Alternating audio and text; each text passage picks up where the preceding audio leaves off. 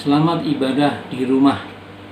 Kita masih beribadah di rumah dalam keterbatasan tempat hari ini dan suasana yang mungkin tidak diinginkan oleh Bapak Ibu Saudara, tapi puji Tuhan kita masih diberikan waktu untuk beribadah dan mendengar firman Tuhan untuk hari ini. Firman Tuhan terambil dalam Matius pasal 8 ayat 23 sampai 27. Mari kita persiapkan bacaan ini dan saya akan bacakan. Demikian bunyi firman Tuhan.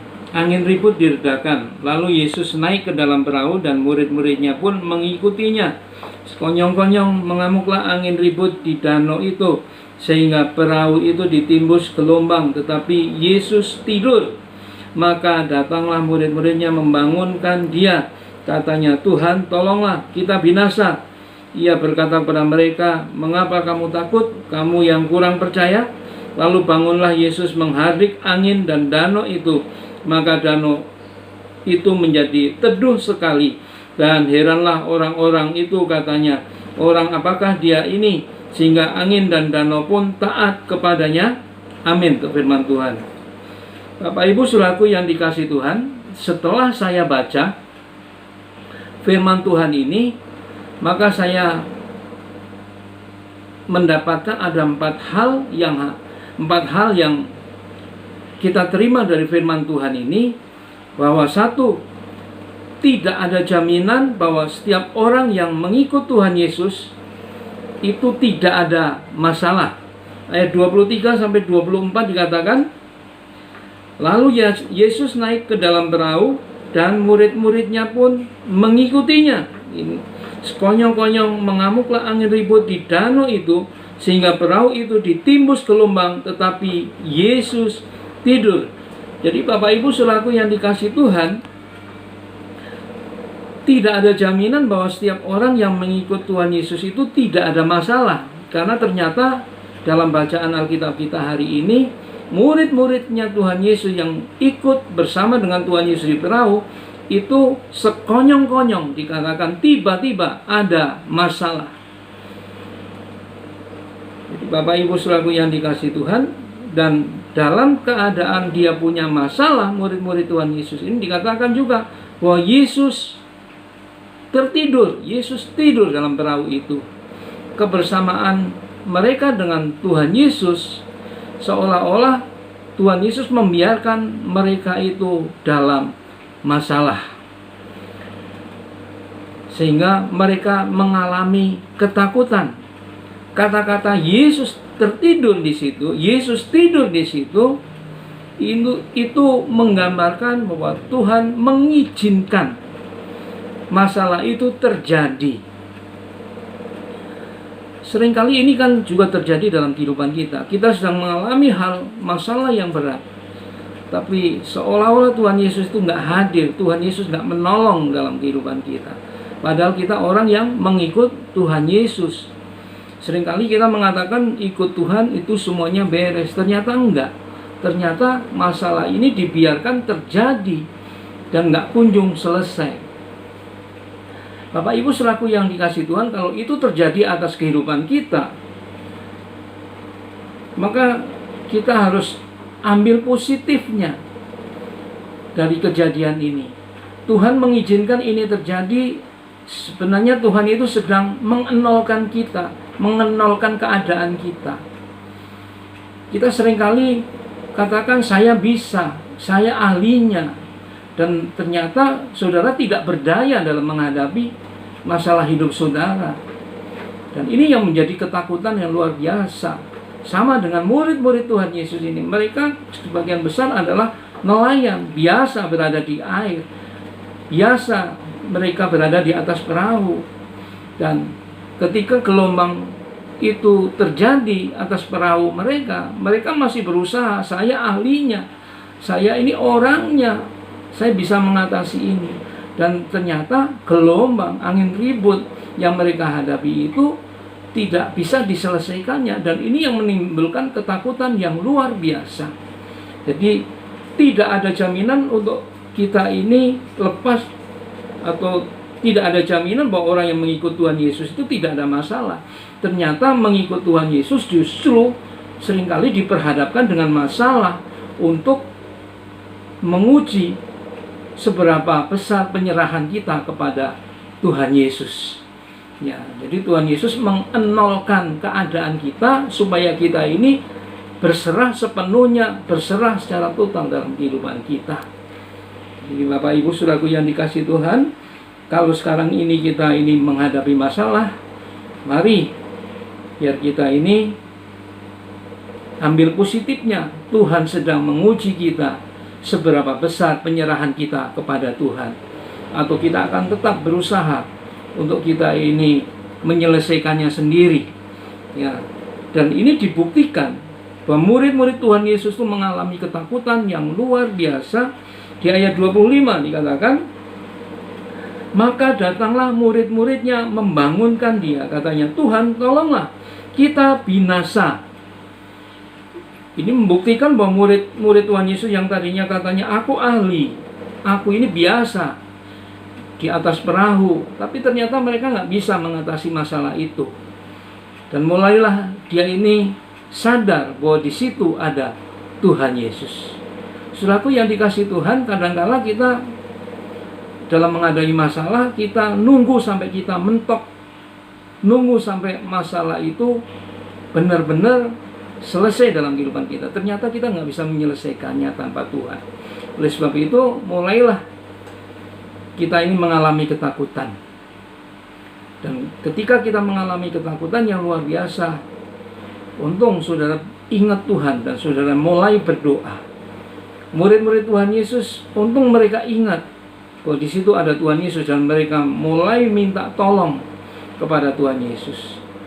Dan Bapak Ibu Saudaraku yang dikasihi Tuhan, ternyata Tuhan Yesus itu mendengar segala seruan doa murid-muridnya, sehingga Yesus itu bangun di perahu itu.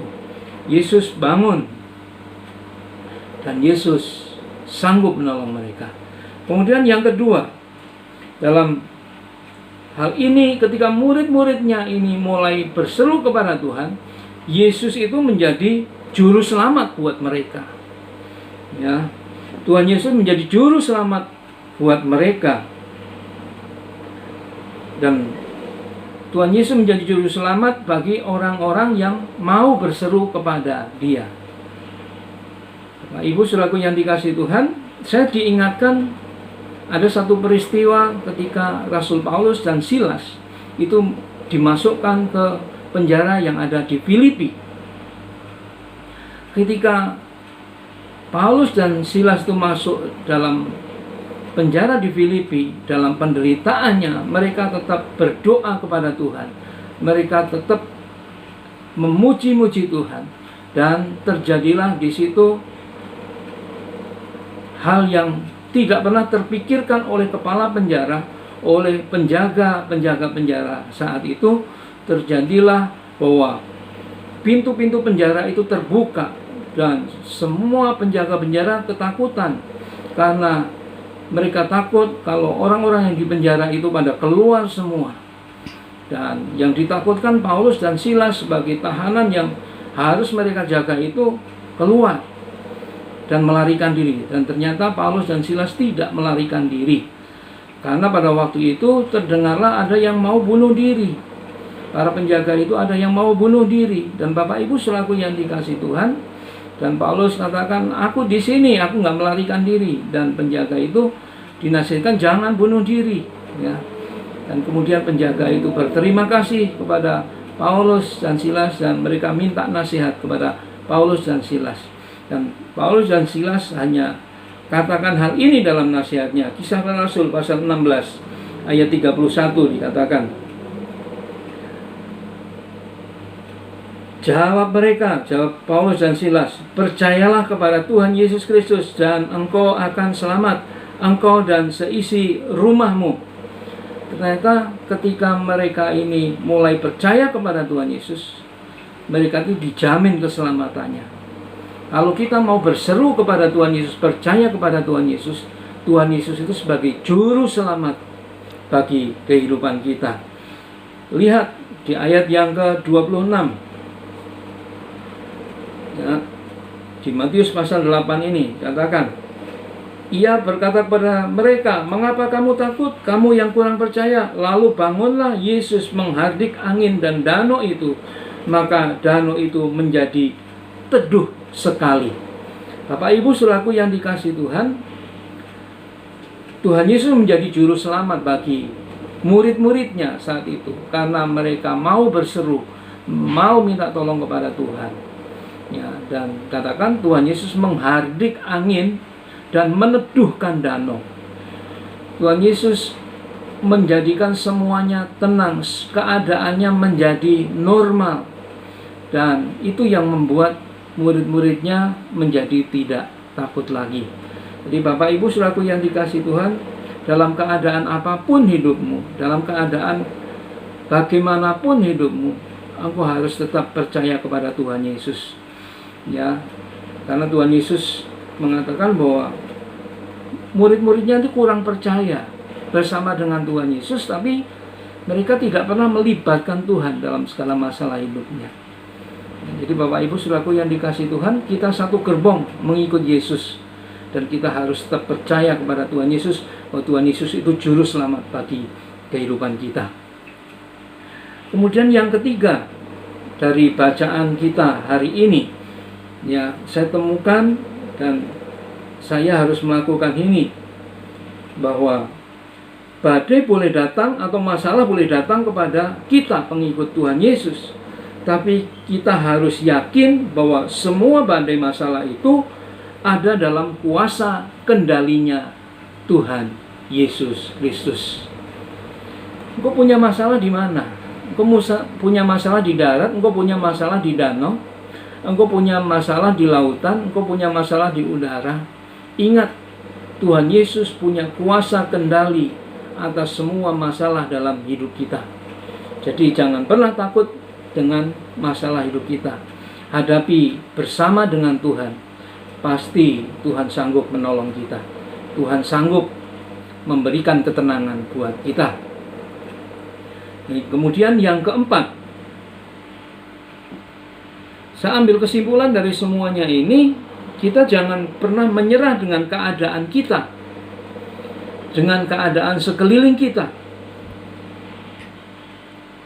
Karena keadaan kita ini seringkali membuat kita takut, membuat kita ini menjadi putus asa. Tetapi kita jangan takut selama kita mengikut Tuhan. Mulailah berseru kepada Tuhan, karena Tuhan itu sanggup menolong kita. Tuhan sanggup membuat kita ini tenang. Danau pun, angin itu pun diteduhkan oleh karena perkataan Tuhan Yesus. Mari kita beriman kepada Tuhan Yesus. Mari percayakan hidup kita kepada Tuhan. Bersama dengan Tuhan Yesus kita cakap menanggung segala perkara. Bersama dengan Tuhan Yesus kita punya jalan keluar. Dan mari serahkan hidup kita kepada Tuhan. Rasa ketakutanmu yang berlebihan itu serahkan kepada Tuhan. Karena ketika berdoa, ketika kita punya iman kepada Tuhan, percaya dan yakin kepada Tuhan, sebenarnya kamu punya imunisasi yang luar biasa dalam kehidupan. Saudara punya kekebalan tentang ketakutan. Iman itu mengalahkan ketakutan saudara. Tuhan Yesus memberkati. Mari kita berdoa. Memberkati setiap orang yang sudah mendengarkan firman-Mu hari ini Tuhan. Siapapun mereka, dari yang muda sampai yang tua, dari yang saat ini dalam keadaan sakit maupun yang sehat Tuhan. Mari Tuhan, Engkau yang akan menjamah, Engkau yang akan memberkati mereka. Lepaskan ketakutan mereka Tuhan dalam menghadapi wabah yang sedang kami alami hari ini Tuhan. Dan bulan-bulan ini Tuhan, semua orang sudah berusaha Tuhan untuk mengendalikan ketakutannya. Ada para ahli yang berusaha Tuhan untuk membuat vaksin Tuhan. Dan aparat pemerintah juga Tuhan sudah berusaha Tuhan untuk keluar dari masalah ini Tuhan.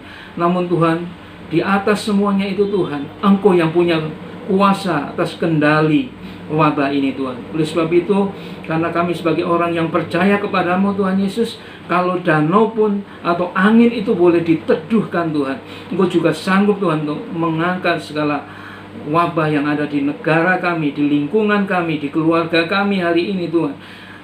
Dan kami percayakan kehidupan kami ke dalam tangan-Mu Tuhan. Engkau yang punya imunisasi atas hidup kami. Tuhan, Engkau yang punya kekebalan terhadap kehidupan kami, sehingga kami tidak akan terjangkit dari virus ini, sehingga Engkau memberikan perlindungan buat kami. Engkau akan memberikan ketenangan Tuhan, dan semuanya akan menjadi normal pada waktunya Tuhan.